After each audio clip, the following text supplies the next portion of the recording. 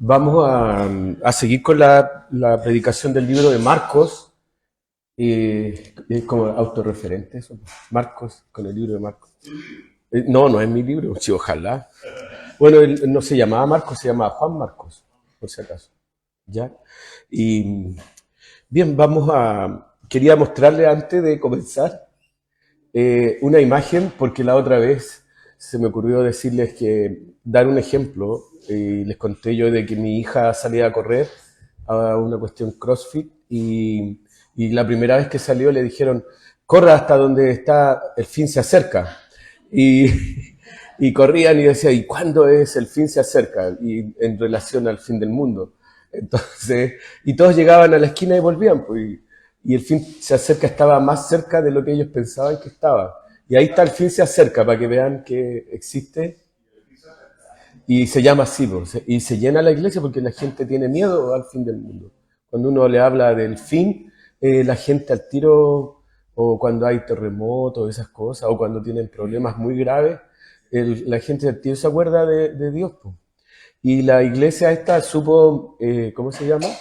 Eh, sacar réditos de esta miedo colectivo y le pusieron el fin se acerca. Y la gente, como uno es un buen consumidor, hemos aprendido a ser buenos consumidores, consume. Y eso. Y así pasa con muchas cosas.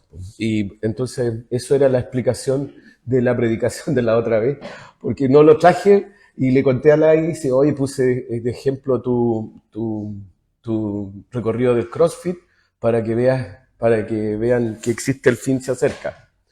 Y, y parece que salió a correr y me mandó las fotos. Así que ahí estamos al día con el ejemplo para que sepan que el fin se acerca y existe. ¿Ya? Amén. Y es igual que la otra vez cuando andaba yo por una parte en Centroamérica y es una ciudad es la ciudad donde hay más iglesias evangélicas en todo el mundo. Y había una iglesia que me llamó la atención. Bueno, la gente que no tenía coma, entonces sin la coma a veces cambia completamente el sentido de la oración. Y se llamaba la Iglesia Libre de Dios. O sea, era iglesia de ateos, porque estaba libre de Dios. No, en realidad era la iglesia libre, coma, de Dios, que es una iglesia, ¿qué se llama así? Pues, libre, los hermanos se llaman libre. Pero todo influye. Bien, vamos hoy día a trabajar con una parte del libro de Marcos que va a ser casi el capítulo completo del 6.6 hasta el 56. Son hartos versículos, admiro a todas las personas que leen acá adelante porque son muchos versículos y de verdad uno, cuando yo empecé en el Evangelio, me costaba, cuando me hacían leer cuando chico, y me costaba leer 2, 3 versículos y me equivocaba. Imagínate, por ejemplo, el pobre Renato hoy día tuvo que leer 50 versículos. El otro día, el, ¿cuánto se llama? El Aureliano leyó como 60. Así que son unos campeones de la fe. Ya, así que gracias por la buena lectura, se disfruta y se entiende. Yo creo que la mitad de la predicación es la buena lectura y que se entienda lo que están leyendo. Amén. Vamos a orar al Señor. Señor, te damos gracias hoy día porque tú eres el buen pastor. Tú eres el rey, Señor. Según Marcos, tú eres el rey. Y según nosotros lo vemos, tú eres el rey, Señor. Y el rey, Señor, reinará por siempre, como lo cantábamos, Señor. Te pedimos que tú nos bendigas, nos hagas, Señor, abrir nuestro entendimiento y nos entregues, Señor, tu palabra. En el nombre de Cristo Jesús. Amén. Hoy día vamos a ver 4 cosas que pasan en este versículo, en este capítulo 6.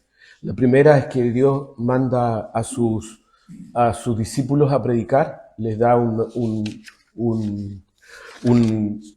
una encomienda que tenían que hacer. Luego vamos a ver la de cómo es nos cuenta el relato, la decapitación de Juan el Bautista y luego la alimentación de los 5.000 y después cómo Jesús camina por sobre el mar de Galilea. Con esas imágenes en la vista, vamos a preguntarnos, ¿este rey a qué viene? ¿Cómo este rey influye en mi vida? Y bueno, la segunda imagen que tenemos acá le va a gustar al Willy, porque ahí está el Anuc, que le ha sacado todas las canas que le faltaban porque le salieran, el Anuc se las sacó. Y le caza las gallinas, le come los muebles de afuera, las tortolitas, caza tortolitas, etc. Ahí está. Jesús el buen pastor. Y puse ahí al Anuc como el buen pastor, que está adelante de las ovejas y va guiándolas. Yo creo que en ese tiempo, si el pueblo de Israel hubiera sabido que existía el Anuc, lo hubiera usado para ser el buen pastor. Y se hubiera echado a perder la alegoría del buen pastor como un ser humano, si no que hubiera puesto un perrito. Pero para mí me pareció muy lindo esto, el buen pastor. El buen pastor es Jesús y no es Anuc, pero en este caso, para que ustedes más o menos se vean una idea, cómo el Señor nos pastorea.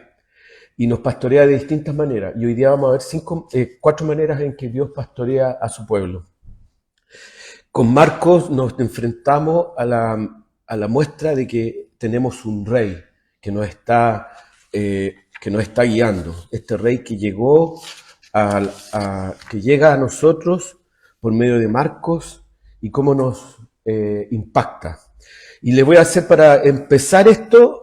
Yo sé que ustedes tienen un magíster en lo que les voy a poner aquí, en esta pregunta.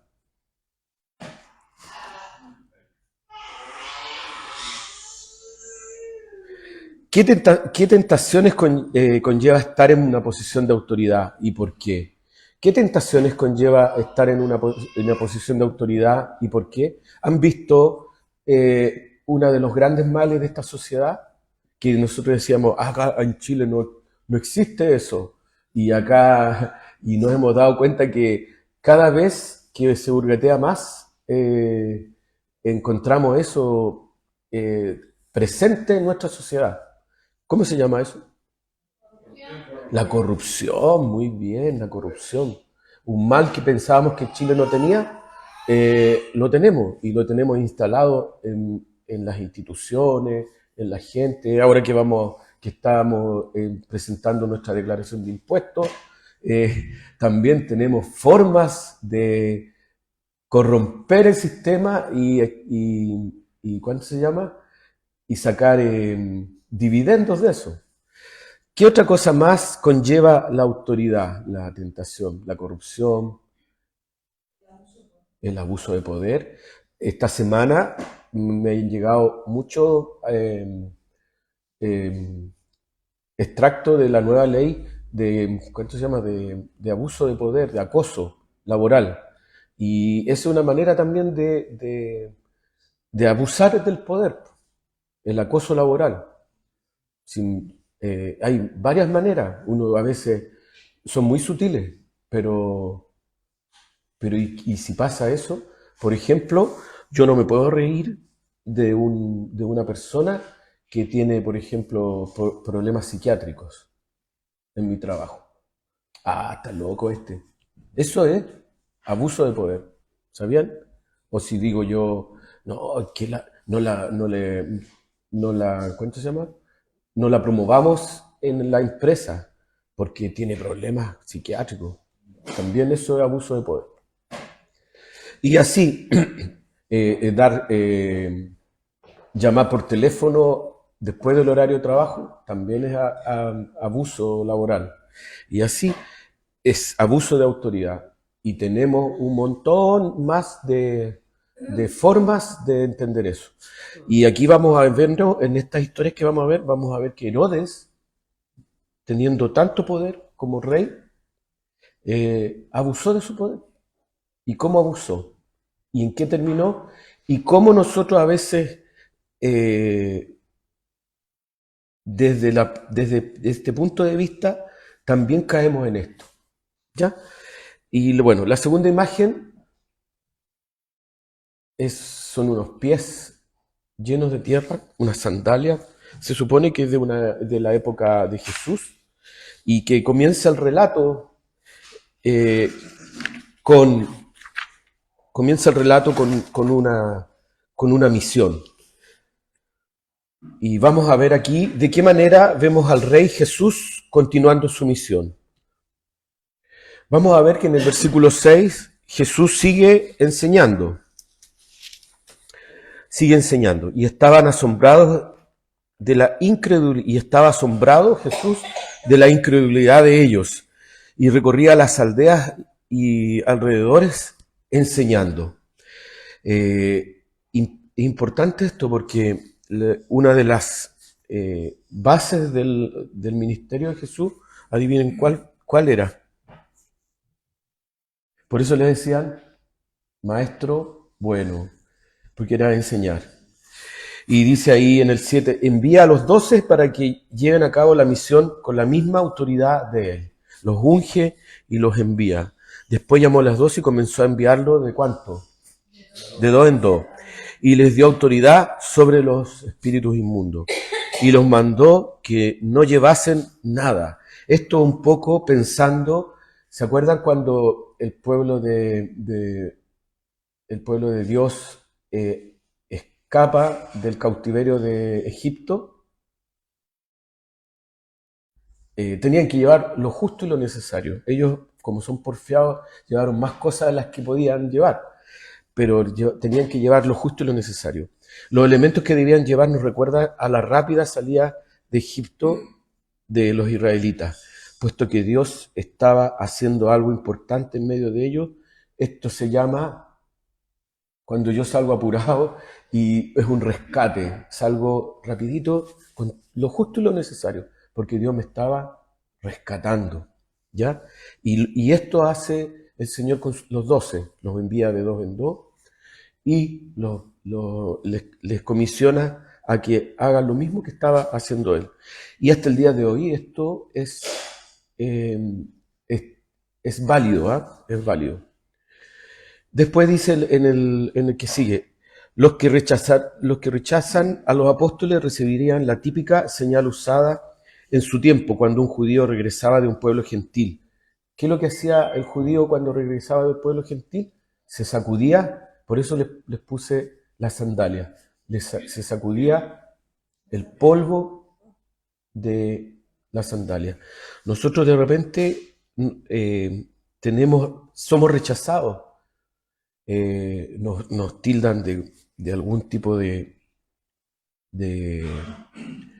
fanático, canuto. A ver, ¿qué me han dicho a mí? Me han dicho fanático, canuto, hipócrita, y así muchas cosas. ¿Y qué es lo que uno hace cuando uno recibe esas cosas? Uno a veces tiende a defenderse. Y se defiende con un celo que uno dice, oh, ¿y de dónde me salió este celo santo? Y resulta aquí lo que nos dice el Señor, que no tenemos que defendernos. ¿Saben qué tienen que hacer? Orar por las personas, por el otro, y limpiar el polvo de nuestro calzado. Nada más. Porque las personas que nos rechazan ya están recibiendo condenación. ¿Qué mayor condenación es que no estar con el Señor por la eternidad? No hay nada más que hacer ahí. Y por último, la misión es efectiva. Vemos aquí en el 12 y en el 13. Saliendo predicaban que los hombres se arrepintieran, lo mismo que predicaba Juan el Bautista. Y echaban fuera muchos demonios y ungían con aceite a muchos enfermos y los sanaban. Es lo mismo que hacemos hoy día nosotros. Hay corrientes teológicas que hablan específicamente de estos textos, hablan de una palabra que se llama cesacionismo. Cesacionismo es que una vez que terminaron los discípulos de predicar y ir por las aldeas, es el hecho de poder ejercer el mismo poder que tenía Jesús cesó y ya no existió más. O sea, sin eso te encuentras con una iglesia desnuda, sin poder. Y yo les quiero preguntar, ¿ustedes han visto que esto se ha vuelto a repetir en sus vidas o en la vida de otros? ¿O ha seguido siendo así? ¿Sí? O sea, no hay cesacionismo, pero hay gente que cree eso. Yo les puedo nombrar muchos tipos de corrientes religiosas que creen en esto. Pero esto no terminó aquí, siguió. ¿Ya? Y ahora vemos que la misión es efectiva. Enseñando sigue enseñando en todos lados. Envía a los 12. Les pide llevar pocas cosas. ¿Por qué? Porque tenían que confiar, tenían que tener fe en lo que iba a pasar. Les hace una recomendación si fuesen rechazados, limpiar el pie de sus calzados.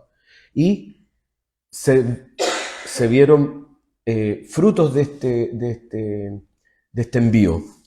¿Ya? Producto de esto, de explosión que ocurre en estas aldeas y en este momento histórico, Marco nos lleva a otro momento, un momento íntimo, en donde Herodes habla con alguien y se relata ahí eso que ven ahí ustedes. ¿Cómo se llamaba la hija de Herodiana, la que le bailó a Herodes? No, no, se llamaba Salomé. Sí, así que no le pongan Salomé a su hija, por si acaso. Ya, no se les vaya a ocurrir ponerle Salomé. Es que hay gente que, sí, por último pónganle Sansona. No, no sé, pues, pero no le pongan Salomé. Ya, porque hay gente evangélica que es muy evangélica, pero no es instruida. Entonces, ¿qué pasa? Les gustan los nombres bíblicos y no saben el origen. ¿Ya? ¿Ya? Entonces, Salomé se llama, ¿ya? Para que se lo...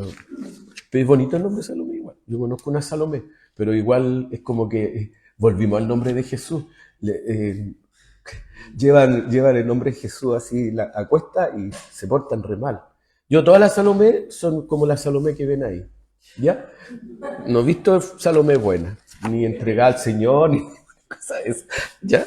Así que ahí está, ven ahí la cabeza de Juan el Bautista. Ahí hay ese es un dibujo de antiguo, ¿cómo se llama uno de estos que hay en la iglesia ortodoxa? Antigua, donde se supone que así bailó ella con usos velos. Y bueno, ahí también está ante el trono de Herodes bailando.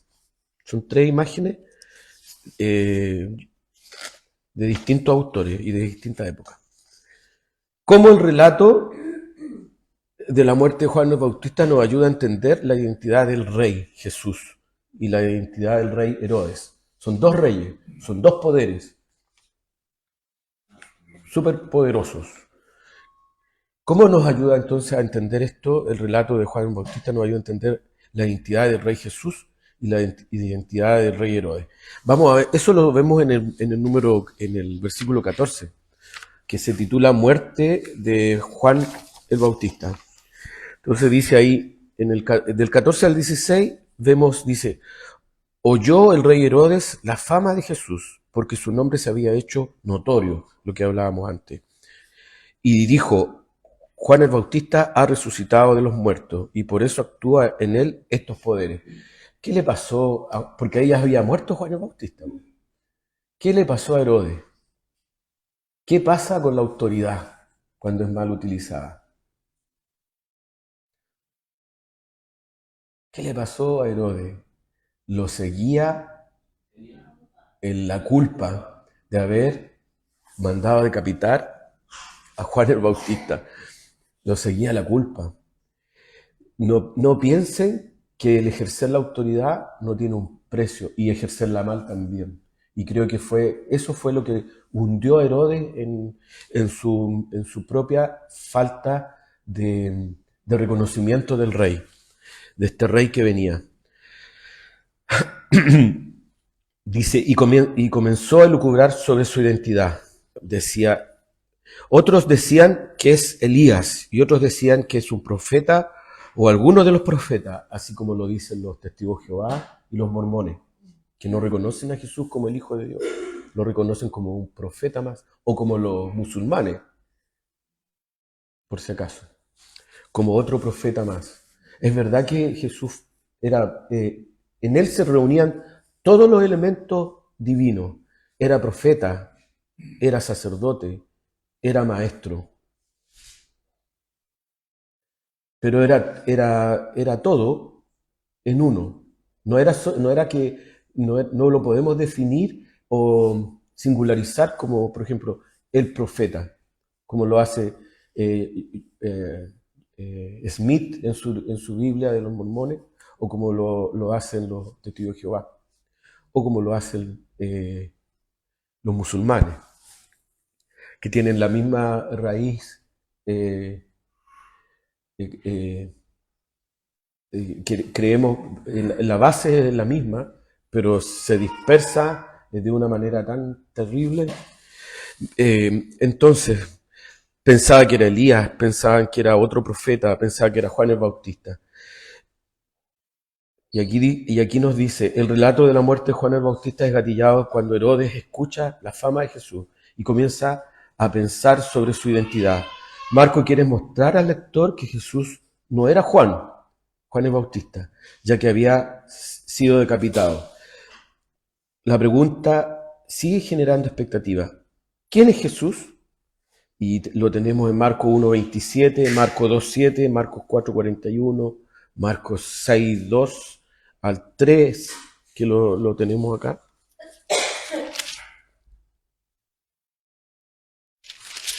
Y así, y del 14 al 16, que es lo que estamos leyendo. Por otro lado, en el segundo texto dice, por otro lado, la identidad de Herodes es mostrada para evidenciar de qué manera no hay que responder a la venida del reino. ¿Cómo nosotros no debemos responder a la venida del reino? Herodes escucha el llamado. Recuerden que ahí nos cuenta que él mantenía vivo a Juan el Bautista porque le gustaba escucharlo.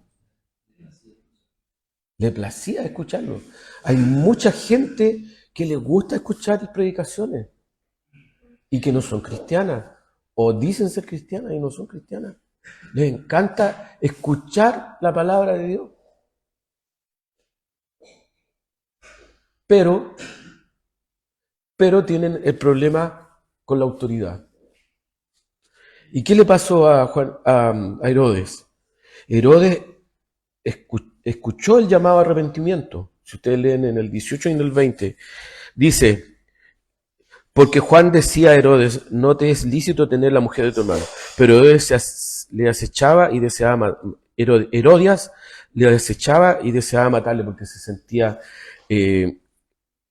tocada por las palabras porque Herodes temía a Juan, sabiendo que era varón justo y santo, y le guardaba a salvo, y oyéndole se quedaba muy perplejo, pero le escuchaba de buena gana. ¿Se dan cuenta? Hay gente que pasa eso, y ponen el canal enlace y escuchan de buena gana. Pero en vez de responder con seriedad al llamado de Jesús, en este caso al llamado de Juan el Bautista, se someten a la presión del medio. A la presión del medio. Y como él estaba, primero, la mujer ilegítima que tenía, los amigos que lo rodeaban y que a lo mejor le sobaban el lomo. ¡Ay, qué bien, Herodes! ¡Qué buen rey eres! ¡Qué buen gerente general! ¡Qué buen qué buen lo otro! Y los hacían, adormecían su conciencia. También la idolatría. a su propia reputación. Generalmente las personas que tienen poder son idólatras de su propia reputación. Yo lo he visto. Cuidan mucho su reputación. Ahora que estamos en época de...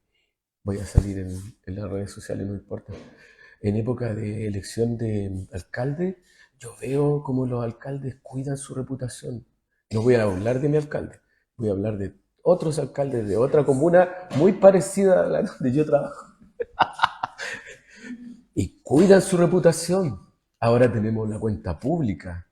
Y miren, el año pasado, en donde yo trabajo, la cuenta pública la hicieron en el gimnasio municipal. Caben más de 1.500 personas. Estaba lleno, lleno. Y la persona, la autoridad, se dedicó a saludar a cada uno de la mano.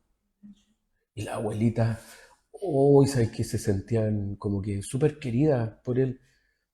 Y porque aman su propia, idolatran su propia autoridad, su propia persona. Y este año, como no ha estado tan buena la parte pública y ha fallado todo lo que tenía que fallar, como la ley de Murphy, la cuenta pública es no, peor, no, es en la Casa de la Cultura. La Casa de la Cultura con 200 personas está llena. Entonces, el filtrado es terrible. Y yo digo, ¿cómo están cuidando la imagen? ¿Cómo cuidáis la imagen? Porque sabe que nadie le va a gritar una tontera, como podría pasar en el gimnasio municipal, donde hay 1.500 pelados. En cambio ahí estamos todos contaditos en su butaca y vamos a comer rico después. Entonces digo yo, ¿cómo Herodes cuidó su imagen? Y para no quedar de enclenque y débil, dijo, lo mato nomás, no importa. Pero él no sabía a quién estaba matando.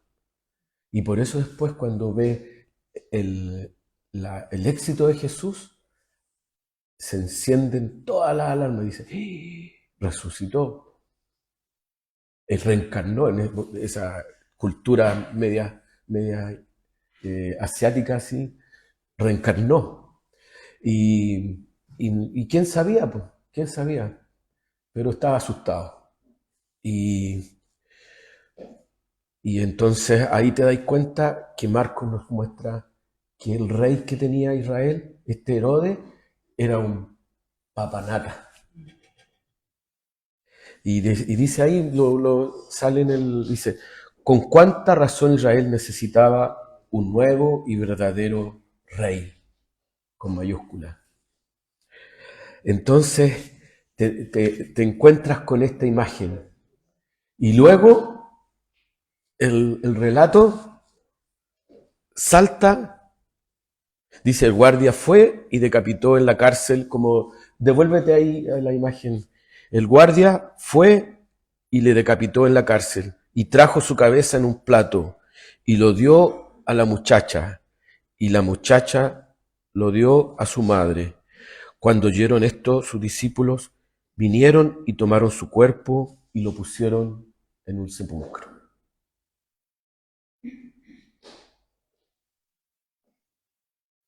Y luego saltamos a otra imagen extraordinaria de este rey.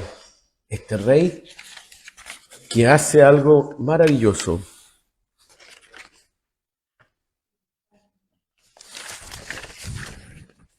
Me equivoqué. Es la otra imagen. ¿La ven o no? ¿No? Me equivoqué. La puse mal. ¿Está o no? ¿Salen los pescados? Ya, entonces... Ay, ¿por qué no me salieron acá? Me lo trompeó. Perdón. Es que miren, no me salen los pescados. Ya. Sí. Ahora vemos en la alimentación de los 5.000, aquí hay un paralelo. Y yo quise copiar el cuadrito que sale en nuestro libro, que ustedes a lo mejor lo van a ver jueves con el Cristian. La alimentación de los 5.000, hay un paralelo entre Ezequiel 34 del 7 al 14.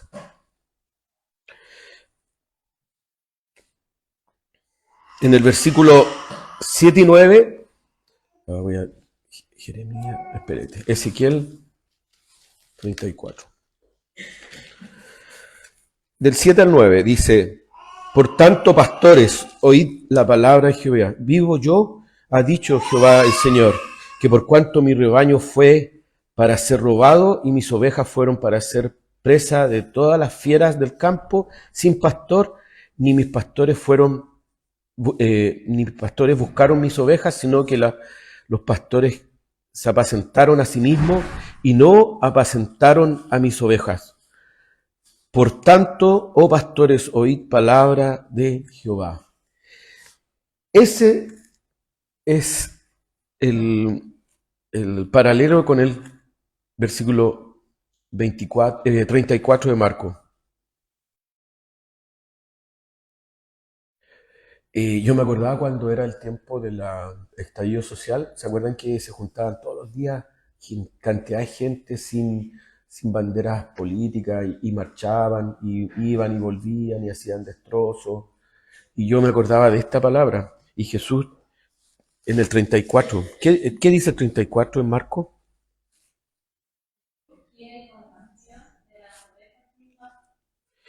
En el 34, 6:34 dice: Y salió Jesús y vio una gran multitud y tuvo compasión de ellos, porque eran como ovejas que no tenían pastor, y comenzó a enseñarles muchas cosas. La gente, cuando no tiene guía, es así. Va para cualquier lado, escucha cualquier cabeza de pescado.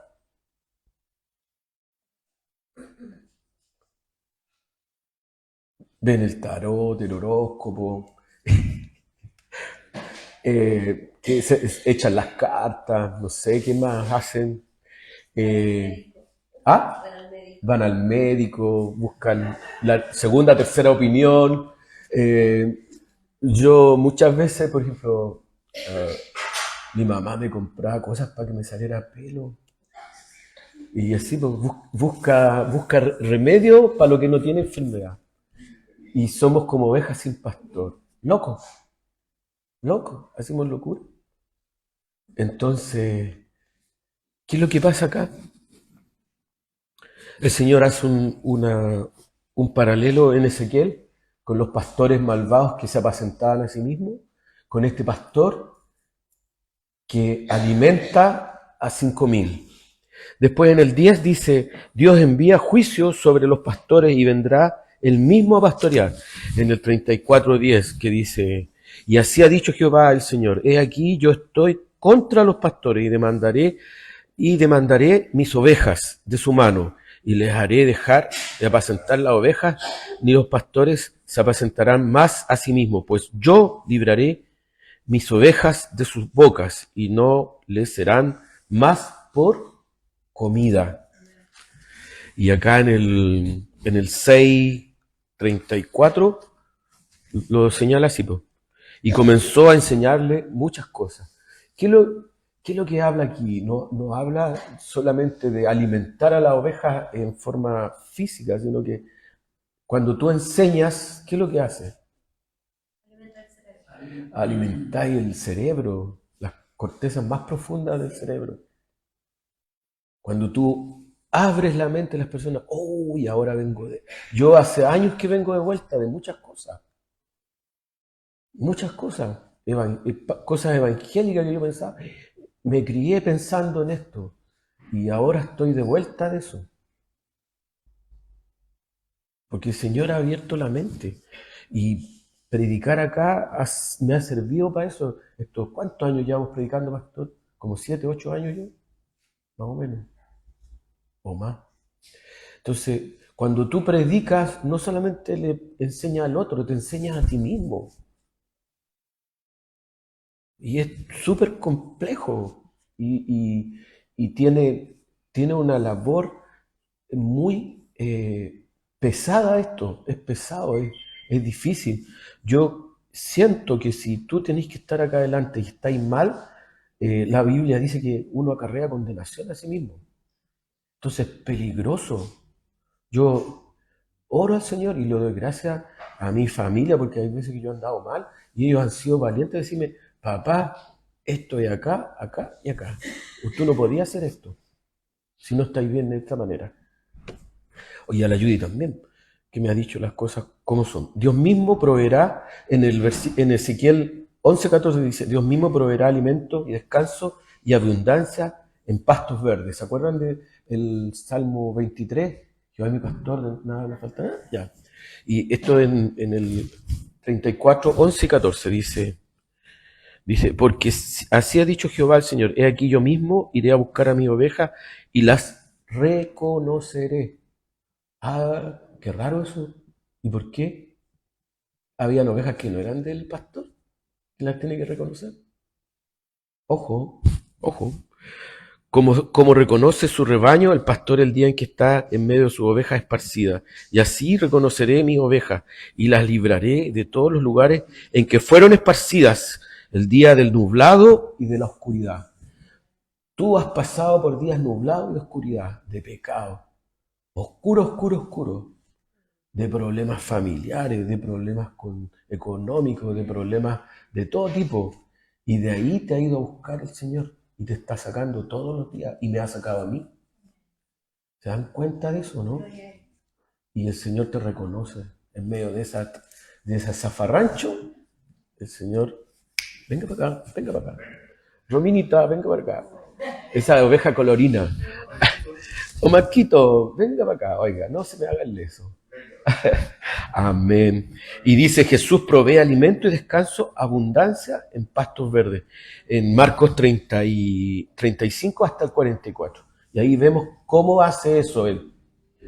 Y esta es una cuestión súper interesante, porque tiene que ver con el Big Bang, del inicio de la creación. Dios muestra su poder porque de la nada hace cosas. Cuando le dice, ¿tenemos plata para comprar comida para esta gente? ¿Y qué le dicen los discípulos?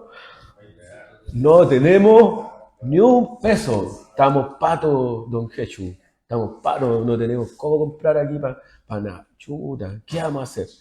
De la nada, no teníamos ni un peso. De la nada crea cosas. De la nada se creó el universo. Y eso ustedes no lo pueden negar. Una persona que no cree en Dios no puede negar el inicio del universo. Cómo el universo se crea de una explosión de la nada. ¿De dónde salió todos los elementos que generan el universo? Los compuestos químicos. Entonces pasa esto. Vemos un milagro de la creación que está radicado en Ezequiel 34, del 7 al 14. Estas ovejas perdidas, sin pastor, que pasaban hambre, que habían sido abusadas por los pastores, abusadas por esta autoridad, el Señor las recompone y pasa a ser su rey. De este rey Herodes que no servía para nada, pasa a ser su rey. Y tiene que pasar a ser rey de nosotros también. Y ahora viene la imagen que me encanta.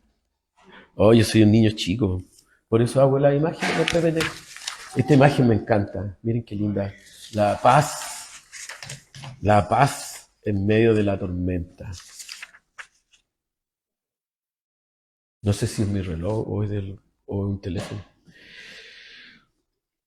Aquí vemos una cosa tremenda, que nos ha pasado, por lo menos me ha pasado a mí muchas veces. Y no es que caminar, yo no camino al contrario, creo que soy como un plomo así, me ponen agua y me hundo al tiro. No, en relación a esto, a pesar de las cosas vistas hasta el momento, cómo la escena siguiente nos muestra que la identidad de Jesús aún no es evidente para sus discípulos. ¿Cuántos años he caminado al lado de Jesús y todavía no lo reconozco? ¿Cuán burro soy? ¿Cuán porfiado? ¿Cuánto me ha costado ver las señales? ¿Y cómo en la vida me he cegado, como Herodes se cegó, a la autoridad de Cristo? Por miedo a quedar en ridículo, por ser pusilánime, por no tener la capacidad de ver, no solamente con los ojos, sino con la mente. En el verso 49 y 50, dice ahí, divertido esto, dice, viéndolo ellos andar sobre el mar, pensaron que era un fantasma. Pucha, que son bien tontos estos discípulos, ¿no es cierto? Pensaron que era un fantasma. Uy. ¿Y qué hicieron? Y gritaron. O sea, les dio miedo. Uy, qué tremendo. Y después, 51 y 52. Aún no comprenden lo de los panes y de los peces. Si hubieran comprendido lo que pasó, a lo mejor hace una hora atrás, una hora y media atrás, hubiera sido distinto. Si hubieran comprendido que Jesús era el cumplimiento de la profecía de Ezequiel, lo que yo les leía, se habrían asustado tanto al verlo caminar en el agua. No, pero no entendieron. En Ezequiel estaba la palabra, él lo dijo ahí. Si ustedes van viendo en la comparación de los versículos que les di en eso, se dan cuenta, pero no lo vieron, no abrieron su mente y se quedaron asustados, se quedaron con lo primero que le viene a uno a la mente. Dios mío, un fantasma, Dios mío, los problemas, uy, ¿qué voy a hacer, Dios mío? Esos son nuestros fantasmas. Señor Jesús, mira, se me enfermó el niño de nuevo. ¡Oh, Señor, se me echó a perder el auto! ¿Qué voy a hacer? Quedé sin pega, Dios mío, otro fantasma. No sé, pues. ¡Oh, me pidieron el arriendo! No sé, ¿y qué otras cosas más? Se me quemó la casa. ¡Hoy! Invéntese los fantasmas ustedes. Si ustedes son re buenos para eso, no necesitan historia de terror. Ni yo tampoco. Entonces, ¿qué pasó ahí? No reconocimos al Señor en la palabra y en las acciones. Y peor aún, a diferencia de ello, la gente enseguida reconoce a Jesús y es bendecida por su presencia. Tocaban los mantos, eran sanados. Oraban por ellos, terminaban sin cojear. Eran liberados de sus demonios, de sus miedos. Pero estos discípulos que estaban al lado, siendo entrenados por el mismo Jesús, ven un fantasma. ¡Ay, qué tremendo! Yo me ahogo mejor. Me tiro al agua nomás. Chao. Y el rey, pero así vemos un claro contraste entre ambas escenas. El rey sigue pastoreando a sus ovejas. ¿Queda claro eso, no? ¿Nos queda claro eso? Qué inmenso el amor del Señor. Y ahora, 3 preguntas que voy a tratar de responder con ustedes y que van a tener que responder después en la aplicación el jueves. ¿Cómo han desafiado tu visión estos? Hice un... Hay perdón, disculpen. Hay un resumen. No hay resumen. No hice resumen. Un paralelo, ¿no? ¿Vienen al tiro las preguntas? Ya. Sí que era mucho para predicar. Me cansaba. Dije, no, mucho. Miren, en el libro hay un resumen se los voy a mandar igual, de los 6 capítulos. De los 6 capítulos. ¿Y qué cosa el Señor ha hecho en estos 6 capítulos? Cuando, por ejemplo, predicó el pastor, predicó sobre resucitar a los muertos. A hija de de Jairo, ¿no es cierto? Antes liberar demonios, ¿ya? Y ahora tenemos alimentar a 5.000, ¿ya? Y todas esas cosas que están haciendo son pruebas fehacientes de que ha algo pasado. Dice, ¿cómo ha impactado, ha desafiado tu visión de Jesús estos 6 primeros capítulos? Primero, la fe. Lo otro es que superan la imagen que nosotros tenemos de películas. Porque si tuviéramos que resumir esto, es una historia incluso que va más allá de estas películas de Semana Santa tan empalagosas, porque nos presenta un rey que está vivo, que tiene coherencia en lo que hace, no hace las cosas por casualidad. Él tiene todo el poder, es Dios de la tierra, en esos momentos es Dios de la tierra y del cielo, pero ahora es Dios de la tierra, sanando, resucitando, alimentando a los que lo siguen. Y viendo que en mi vida también ha pasado lo mismo. No muy diferente a esto. Después la segunda pregunta, ¿cómo nos anima estos pasajes cuando vemos el sufrimiento y el caos que nos rodea en este mundo? ¿Han visto la guerra? ¿Han visto lo que está pasando en Rusia, Ucrania? El narcotráfico, todo eso uno dice, el mundo está loco, el mundo está desbocado. Y ¿saben qué? Con esto que pasa, tú te das cuenta, tú dices, Satanás te trata de contar esta historia. No hay control. Es pérdida total, como diría una aseguradora. Pérdida total. Pero aquí te das cuenta tú que Dios es un Dios de la historia. Él tiene el poder. Él tiene el control. Todo esto que está pasando, ya sabíamos que iba a pasar. Dice, en los últimos tiempos, dice que iban a haber estas cosas. Y una de las cosas que más me llama la atención es que dice, falta de afecto fraternal. Una de las características más importantes en los últimos tiempos, falta de afecto fraternal.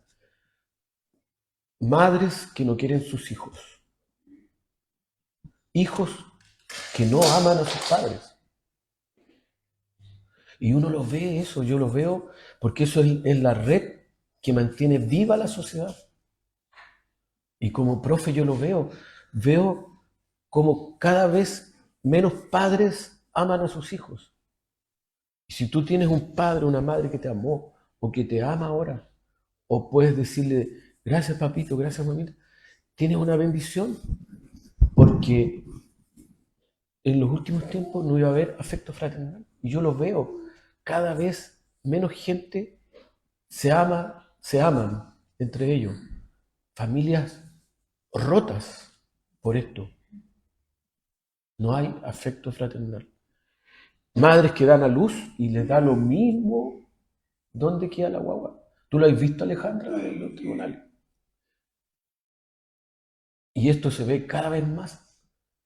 Abuelas, gente que no es ni pariente, que se hace cargo de los hijos. ¿Y cómo pasa eso?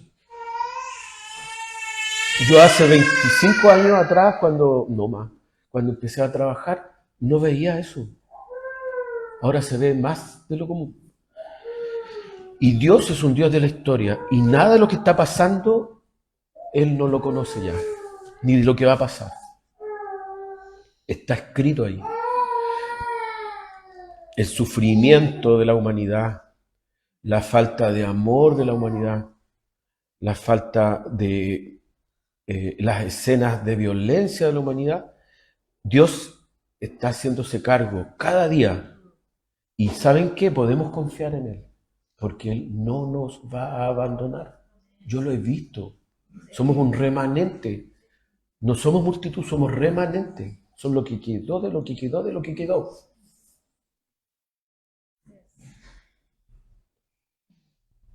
Y por último, ¿cómo se siente ante la posibilidad de enfrentar oposición debido a la predicación del mensaje apostólico, del mismo mensaje que predicaron los apóstoles? ¿Cómo se siente? Yo me siento desafiado. No me importa que me pase lo mismo que a Juan el Bautista, de verdad. Yo en la otra pega que tenía, yo les contaba, a mí me decían el canuto y se reían de mí. Y a donde estoy, nadie ignora de qué es lo que soy yo y qué es lo que hago. Porque no me da vergüenza, no me avergüenzo del Evangelio. No me avergüenzo. Y el Señor me ha honrado. Porque el Señor honra a los que le honran. El único colegio de todos los colegios de PAC con excelencia académica, el colegio donde lidero yo. Dos periodos consecutivos. Llegué el 22 y no la excelencia. 22, 23, ahora 24, 25. Entonces no me pueden decir que el Señor no honra a los que le honran. Y yo todos los días llego a la pega, Señor, bendíceme, Señor.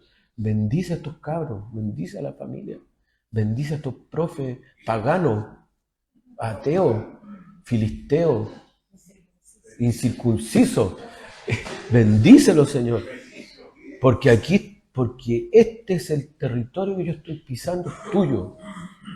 Y si no lo creí así, entonces ándate para la casa a vender cuchuflí o Super 8.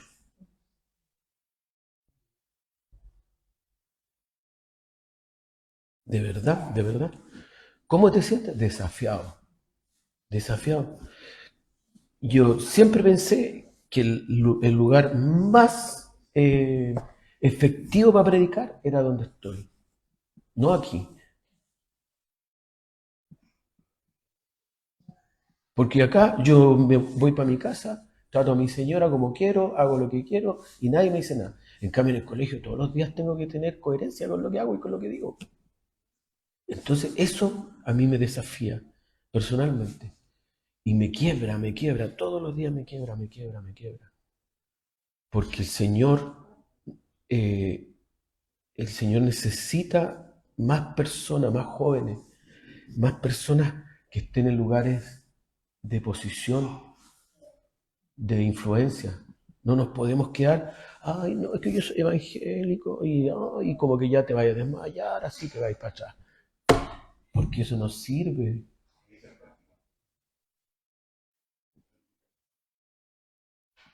Y ahí el Señor me ha movido. Hoy día con Marco, este Rey todopoderoso, que alimenta, que de la nada saca cosas, que anda sobre el mar y que yo no soy capaz de ver, ese Rey me llama la atención.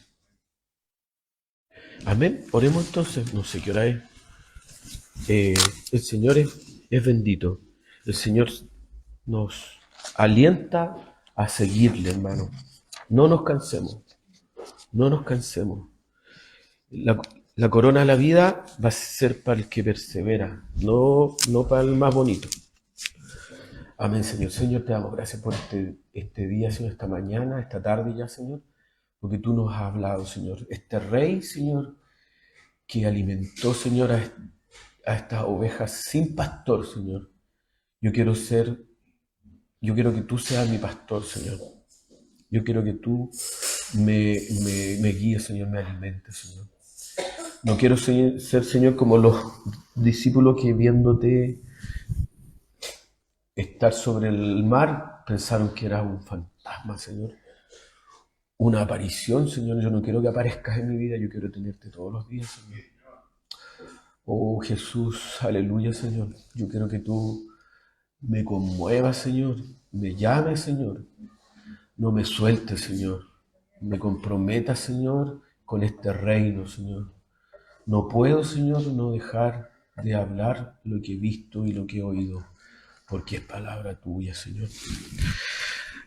Abre la mente, Señor, de mi hermano, abre mi mente, Señor, tan limitada, Señor, para poder establecer este diálogo contigo, Señor. Y no olvidarme de tus favores, no olvidarme de todo lo que has hecho, Señor. Y cuando te vea caminar en este mar bravo, Señor, pueda reconocerte ahí, Señor. Cuando tenga este problema tremendo, Señor, y vea que me voy a hundir, no vea un fantasma, te vea a ti, Señor. Te amamos, Señor, te glorificamos y te bendecimos, porque tú eres Rey. En el nombre del Padre, del Hijo y del Espíritu Santo. Amén. Muchas gracias, hermano.